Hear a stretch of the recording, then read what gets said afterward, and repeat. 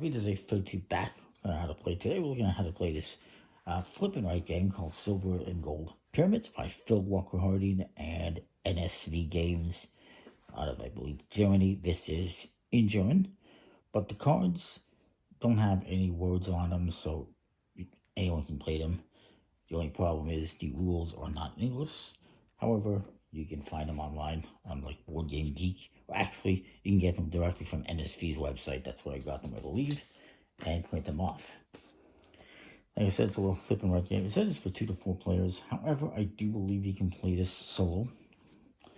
And you get cards, and you get some dry erase markers or whiteboard pens, they call them, I believe. And on top of that, you get these pyramid cards. And they have, there's 3 different colors. There's purple, which looks like it's Egyptian. Gold, which I'm not sure what that is. And then green, which is like Incan or Mayan. Maybe this is Mayan, I'm not sure. Maybe this is just something else. Middle Eastern, like, or Indian even, maybe Iranian, I'm not sure. Unfortunately, maybe one of you can let me know. Every card, there is 48, 16 of each color. And everyone has an entrance and a tomb you're trying to get.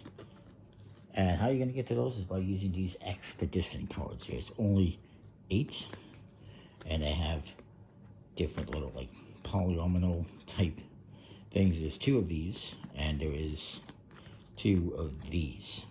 The rest is 1 of each, and it tells you on the bottom that there's 2 of those and 2 of those, and highlights which one it is out of the 6 possible shapes. That's kind of cool. I'll mix those up. And you also get these 4 scorecards. I'll put the rest aside. These are all dry erasable. They're all just plasticky. So what you're going to be doing is you're going to be scoring, you're going to be selecting some of these cards. Each player is going to get 4 of these to start off with, and you will select 2 of them. So let's say I select purple and green. These 2 are going to get discarded, and we're also going to reveal 4 face up that you'll be able to grab from if you complete one of your pyramids. So you're always going to be grabbing more, and you're going to be doing this over 3 or 4 rounds, I believe it is. Let's verify here. I apologize. Now, each one of them has a number on it. This is in case of a tie, in case me and somebody else complete a pyramid at the same time, or who gets to select the next one first. It's whoever has the lowest number. So if they had 9 and I had 18, they would get to select first. But if I had 18 and they had 31, I would get to select first. But that's just in the event of a tie. So again, the setup, this is basically your setup.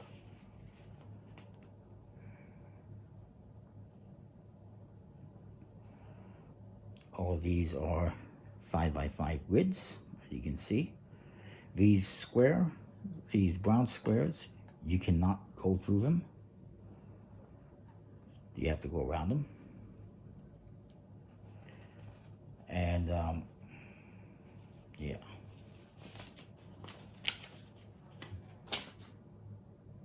So everyone's going to get a scorecard and a whiteboard pen, as they call them.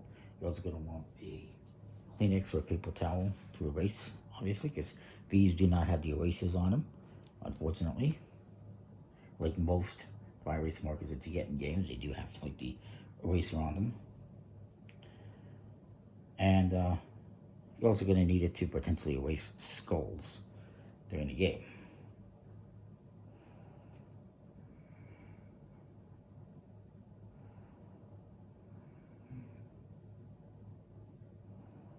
So then you shuffle up the cards, you reveal 4, and you're going to give each player 4. You choose 2, discard the other 2, like I did there. And you shuffle up these 8 expedition cards.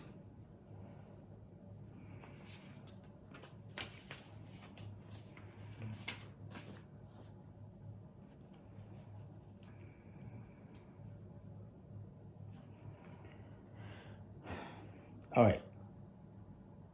And you're going to have 4 actions. Basically, you're going to reveal an expedition card. You're going to cross off boxes on the card. And then you're going to score anything as needed, like pyramid points and whatnot.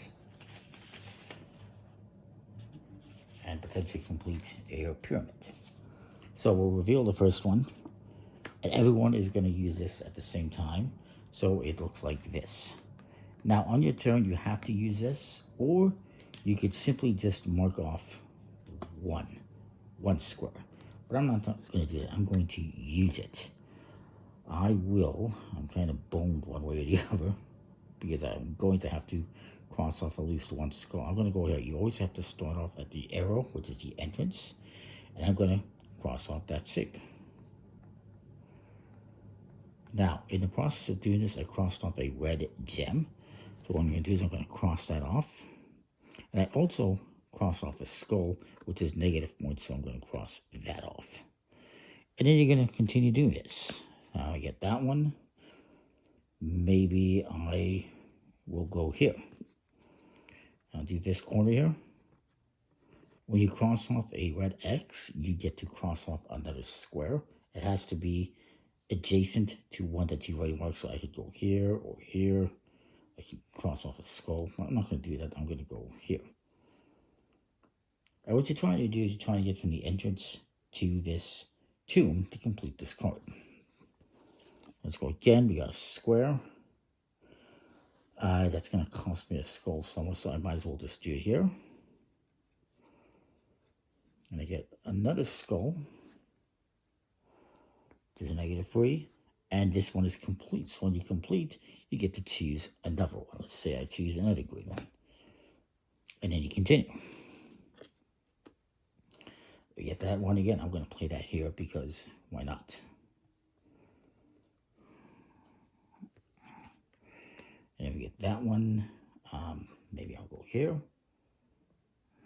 And then another one. That one is an L. Put this aside. Well,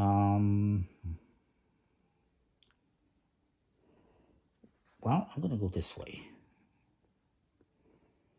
This is another thing you can cross off, and it is a potion. And when you cross off a potion, you get to erase one of your skulls. So that's how you get rid of a skull when you cross them off, because you don't want skulls, they're negative points.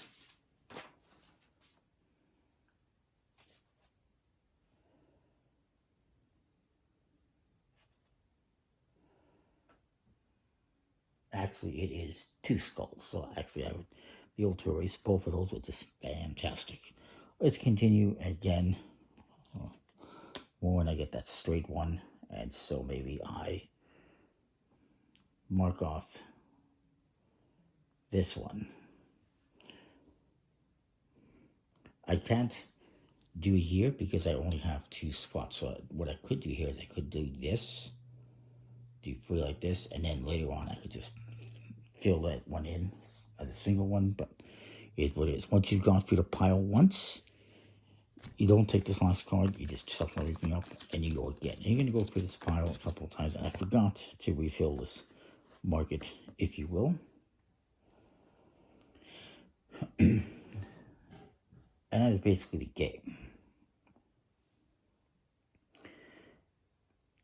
So, what are you marking off here on the score sheet? Well, again, every time you mark off an X, let's say I mark these off, you get to mark another one off, adjacent, like I mentioned before, so maybe I mark this one off. I also marked off 2 red gems there, so I'm going to mark those off here. If I mark off green gems, I cross them off down below. Obviously, if you mark off skulls, you cross them off there. And then every time you complete, you're going to put them off to the side and keep track of how many you complete. If you have one like this that has a torch on it, and you cross off this torch, let's say we were doing this, and I cross off that torch, I would get to cross a torch off here. You can only cross off a torch once in every one of the 4 rounds. There's 4 rounds you're going to be playing through. once per round you can cross off a torch. So if you cross off another one in the same round, it's not going to do anything. Again, if you cross off the Posen, you get to erase up to 2 skulls. If you only have one, you just erase one. If you don't have any, you don't erase any. The gems, again, you just check them off as you go. The skulls, again, they become negative points. And we'll leave that as that.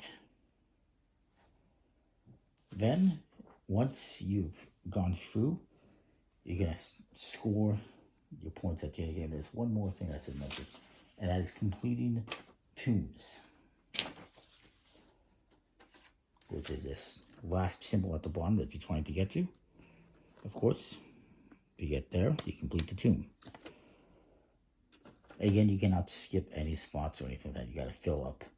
So I'd have to go like this, perhaps,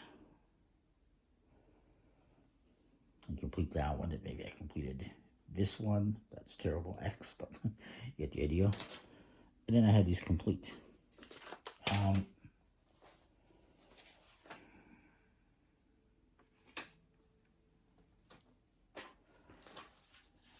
You also get pyramid points.